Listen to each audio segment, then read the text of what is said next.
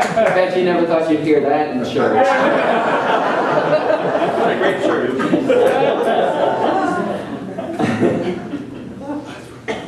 The name of today's talk title is Stinkin' Thinkin'. That song epitomizes stinkin' thinkin'. So when Pierce suggested it, I was like, that's perfect. Perfect. The ambulance took off with sirens blaring.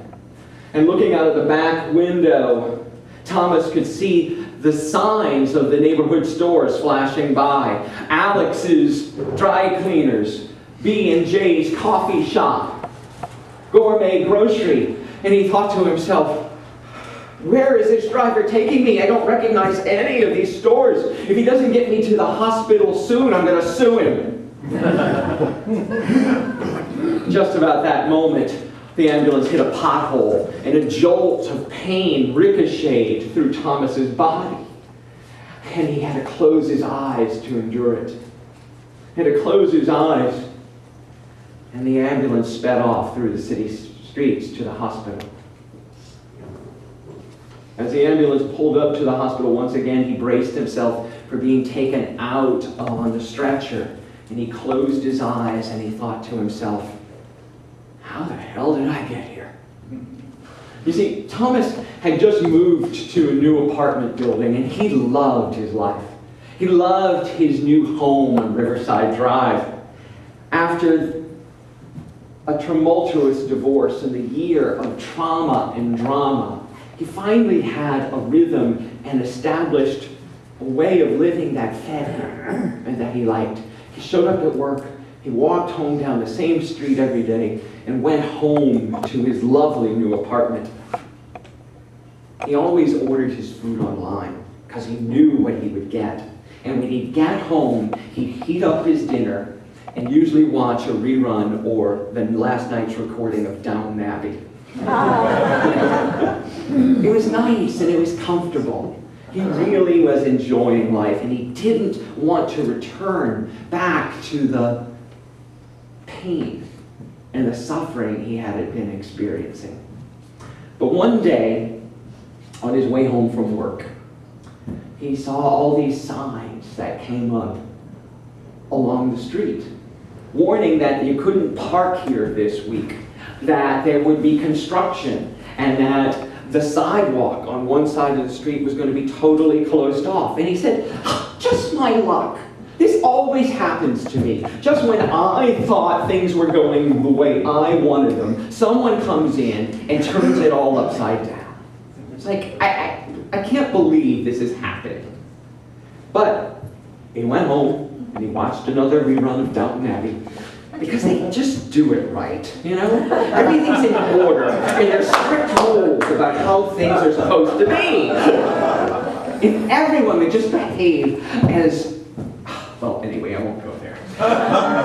Anyway, the next day, he's walking home from work, and he sees this huge caution sign, and he notices that while he was away at work, that they had torn up the street, and there was a huge hole in the center of the street.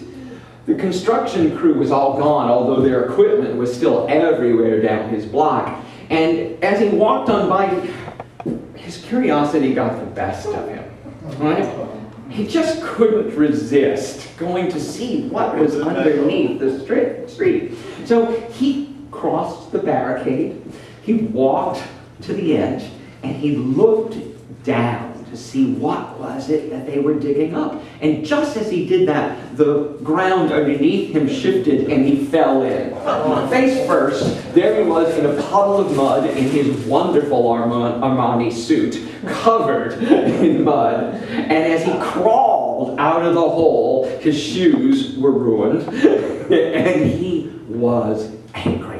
He was so mad. He goes, I cannot believe that they have done this. I cannot believe that they left that hole so dangerous that people could fall in. And he stormed home, took off his suit, and he called 311.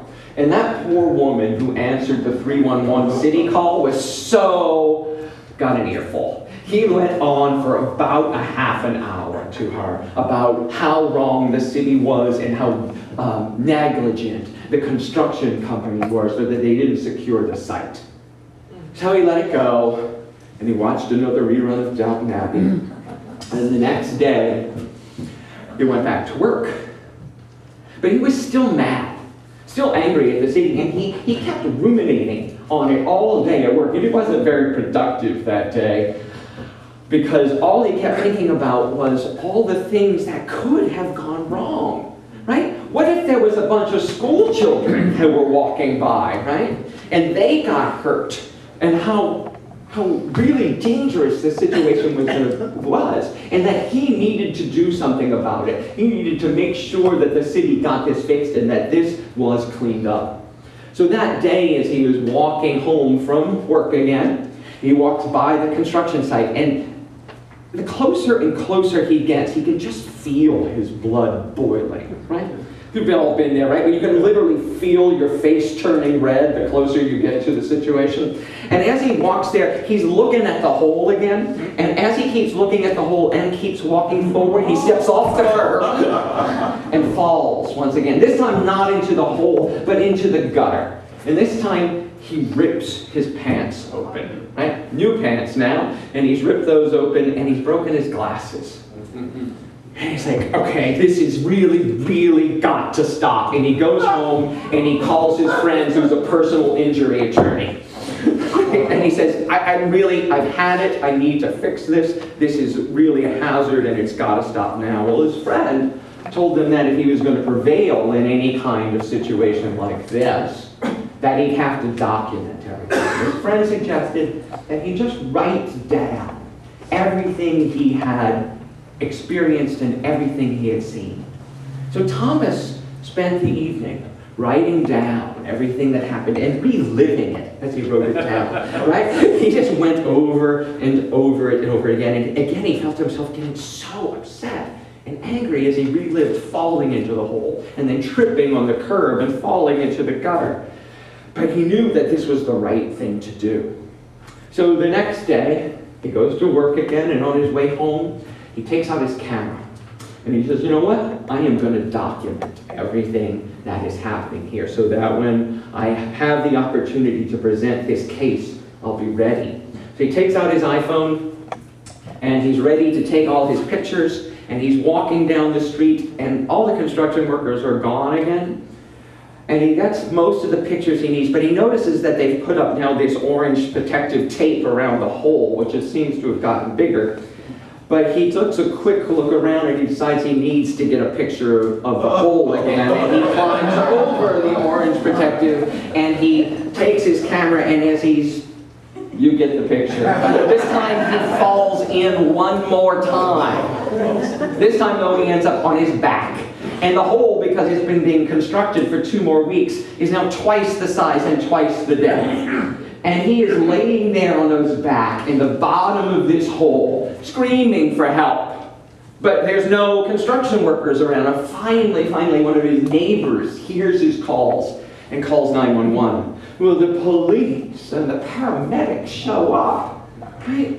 And they look down and go, oh my God, we need to get special equipment to get you out of there. The paramedics grab a ladder and climb down to stabilize him and get him on a stretcher, but they have to wait for a special winch that can come over and lift him out and get him into the ambulance and on his way to the hospital.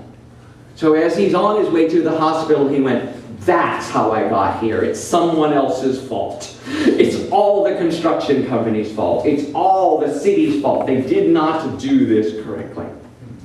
And then he gets taken out of the ambulance and down the hall to his nurse, to the nurse's station. This, of course, is an old story. The guy who walks down the street and falls into the hole over and over again never seems to get the fact that he doesn't have to walk down the street, that he could go another way. But how many of us do that? How many of us, like the song that Pierce sang, choose to say, no, I like this way of doing things. Everyone else has to move, not me. The world should change. The thing on the outside is the thing that's wrong, not my thinking about it. How many times have we been in a romantic situation where we think that if I love them enough, they'll change? Yeah, right? How's that worked for you? How many times have we been in a romantic situation where we go, okay, I broke up with you because you were a jerk, but I see you've changed. I'm going to do it again. Right? Because, time has gone by. I was doing a show, and the first time I did the show, the star, who shall remain nameless, was a real jerk. We used to just dread going to work with him every day. And 20 years later, I had the opportunity to work on the show again as the director and choreographer. So I said to myself, you know what? 20 years have passed. I've changed. I'm sure he's changed too. I was wrong. Insanity is doing the same thing over and over again and expecting a different result. Walking down the street over and over again and not changing our thinking about it. I had a choice to say no. We all have a choice to choose differently or to see something differently. And to blame the other person or the situation negates our own personal power, our own personal ability to change this situation. So let's go back to the story of Thomas and his adventure at the hospital. Like I said, he's being wheeled down the corridors of this hospital, and overhead he's seeing the fluorescent lights run by. Almost in like a trance-like state, he gets to this cubicle and curtains are drawn back. But eventually a woman shows up, and she's the nurse, and she says, I'm here to take your vitals. And she says to him, what happened to you today? And he begins to tell her. He begins to tell her his whole story about the construction company and the city and how they really did this to him. And she looks at him, and she never stops working. She's writing everything down, but she's listening and nodding. And she looks at him and says, whenever I'm in a situation that's really stressful or that I feel stuck in, I always just try and visualize my way out of it. I try and visualize a path that leads me to peace. And he looks at her and says, I don't think this will work in this situation. And as she's leaving, she pulls the curtain back, and right about as it's about to close, she says, well, you might as well try it. You're sitting here with nothing to do anyway. And she closes the curtain. So Thomas says, all right, we'll see if this is actually true. And he closes his eye for a minute and he tries to visualize a different way. And all that can come up for him are the images of the construction site, the blinking lights and the signs and the orange tape and then that massive hole and the noise in the middle of the street. And he goes, this doesn't work. He redoubles his effort and he closes his eyes once again, and still all those images come up for him. But then he notices, right in the corner, that there's a little stairway leading off. There's a little stairway in all the midst of this construction. And he follows it and he takes the staircase up. And when he does, he comes across this big, expansive, tree-lined boulevard. And the scents and the aromas on this boulevard are amazing. He actually smells flowers and then sees that there's all these daffodils and flowers blooming down the street. He notices as he walks by that the sounds of laughter from the coffee shop and the smell of the coffee. And then he actually stops and sees that there's a grocery store right there with people. Right at that moment, the curtains get torn back again. And this time it's the resident coming to take his vitals and talk to him about what happened. A week later, he's discharged from the hospital. And as he takes a taxi home, it gets to the corner of Riverside Boulevard, his street, and he sees the construction and the roads blocked. and he sees this big sign. And he says to the taxi driver, "Has this been here all along?" And he goes, "Yeah, this sign and all the construction's been here about 2 weeks." And he goes, "But no, wait, the detour sign, has it always been there?" He goes, "Yeah, it's been there as long as they've been doing this work." And the taxi driver drives on and follows the detour. And as he turns the corner, they pull onto this beautiful tree-lined street with a dry cleaner and a florist shop and a coffee shop. And then finally a gourmet deli. And Thomas says to the driver, "Stop. I need to get out here." And he takes his crutches and he gets out of the car and he goes into the gourmet deli. And he, for the first time in months, picks his meals fresh from what they smell like and what they look like and tastes them before he does. He packs a bag and he tries to get out. He pays for it and he tries to get out, and he's got a bag and he's got his crutches, and he gets to the door and he can't get the door to open. It's not a mega mall, they don't automatically open. But right in that moment, the door opens and someone holds it open, and he stands there dumbfounded. He stands there dumbfounded because, he stands there dumbfounded because the woman holding the door open was the nurse from the hospital. And he says to her, "Do you live around here?" And she says, "Yeah, I live at 15 Riverside Drive." And he says, "So do I." Apartment 12E. Apartment 12A. They had never met, never seen each other, never known each other. This tree-lined street, this different way of seeing and experiencing life existed before he visualized it. The construction site and all its noise and its danger exists even after he visualizes a different way. Our power of thinking does not change the manifest world, does not change the physical world, but it changes us for that world. It is not that we have to awaken. There's nothing to awaken to. You are conscious. You are conscious beings having a human experience. What you get to choose, and what our third principle teaches us, is that when we apply the law of mind action, we get to choose how to experience life. We get to choose from the infinite possibilities of every moment and to experience, know, and celebrate life beautifully.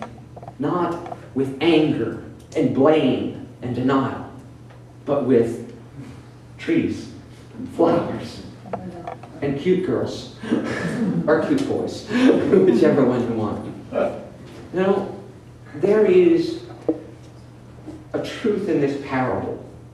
There is a truth in the story that people are beginning to understand on a different level. It's not that we need to awaken to some other reality. It's that we need to choose paradise here and now. We need to visualize heaven on earth and then step into it. We need to visualize a life that works for us and have the courage to break out of our rut, our groove, our safety zone, and experience something different. It's scary some days to go a different route, to take a different path home, or to say, "No, I won't do this anymore," even if it means walking further out of my way, even if it means an inconvenience, to be brave enough to step forward and say, "I will examine my own thoughts. I will take a look at what I think, what I believe, and shift it with the power of my own thinking and with great, great imagination." Let's take this idea, the law of mind action, The thoughts we think literally create our lives. And take it to our time of meditation. Truth.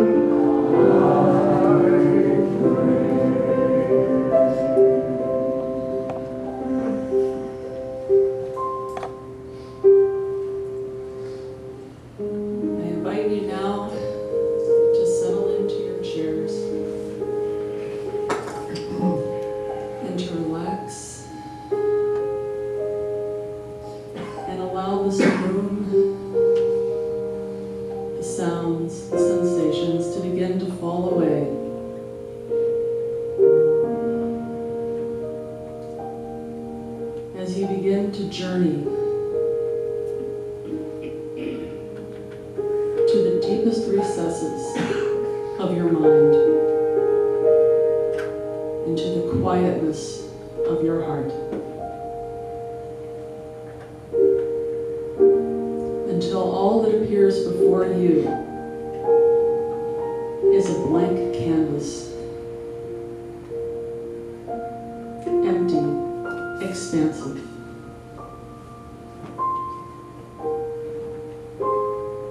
That you begin to color, draw, and paint with your thoughts and with your feelings.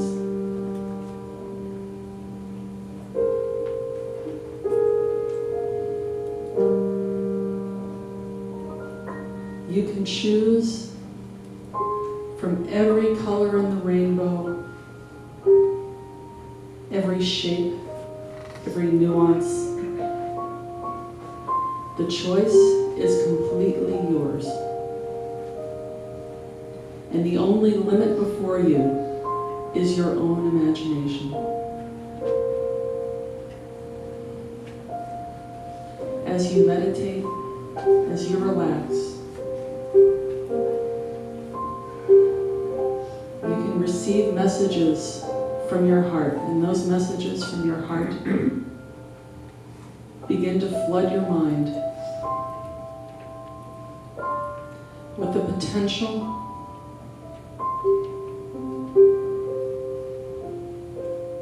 of infinite possibility. Nothing is impossible unto you. All of the love, all the intelligence that is divine mind is in your mind, and it's in your heart, and it is through your gift of imagination, your gift of visualization, that you create.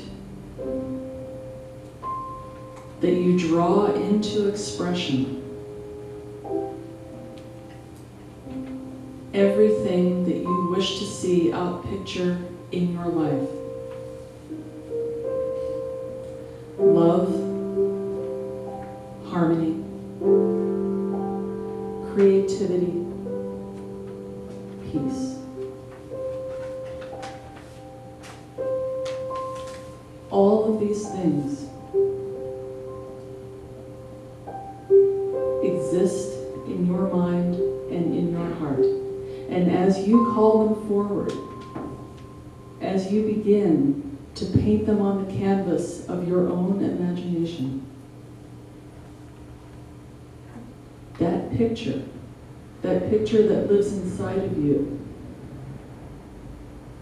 begins to take form in your life, in your world, in your relationships. And before you know it, it is your life.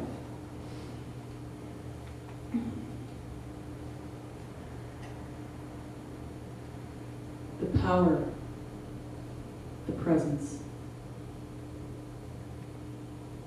In every moment,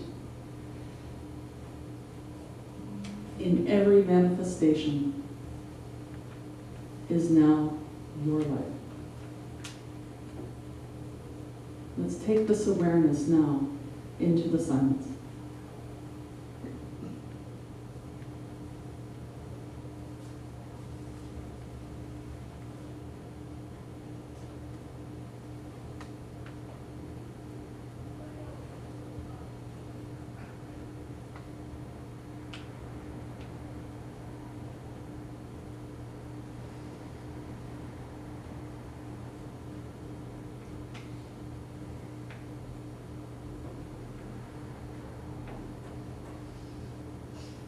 As you begin to bring your awareness back into this room,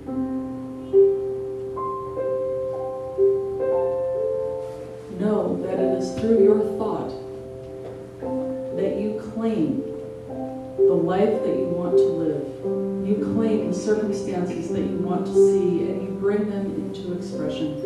And as your love and your creativity and your joy